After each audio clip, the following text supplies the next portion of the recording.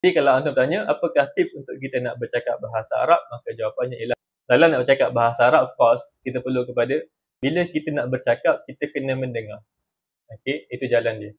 Sebab kalau kita tengok, kita punya adik-adik, kita punya anak saudara, kalau dalam bahasa Indonesia disebut keponakan. Kita punya keponakan, okay, kita punya adik-adik, kita punya anak saudara yang kecil-kecil, mereka tak pandai menulis, mereka juga tak pandai membaca, tapi mereka pandai mendengar dan mereka pandai bercakap.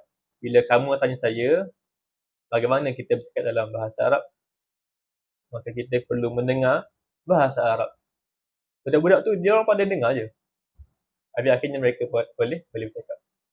Okay?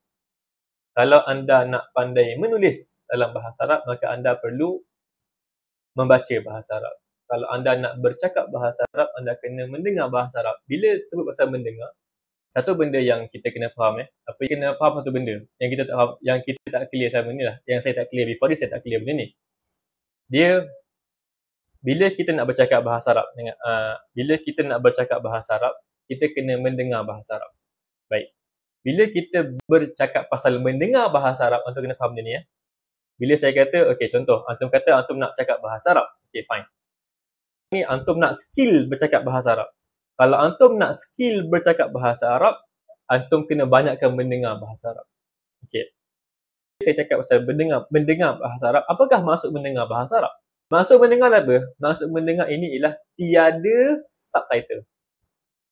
Jadi kalau antum mendengar video bahasa Arab, tapi di depan antum ada subtitle, antum baca subtitle, tak kisahlah subtitle tu bahasa Arab ke, bahasa Melayu ke, bahasa English ke, antum dengar video bahasa Arab bersama subtitle bahasa Arab, antum bukan berlatih mendengar, antum berlatih membaca. Ataupun antum berlatih dua perkara, mendengar dan membaca.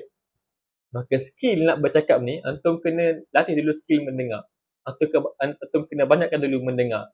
Bila kita cakap pasal aku kena mendengar bahasa Arab, maksudnya ialah aku mendengar secara mutlaqah.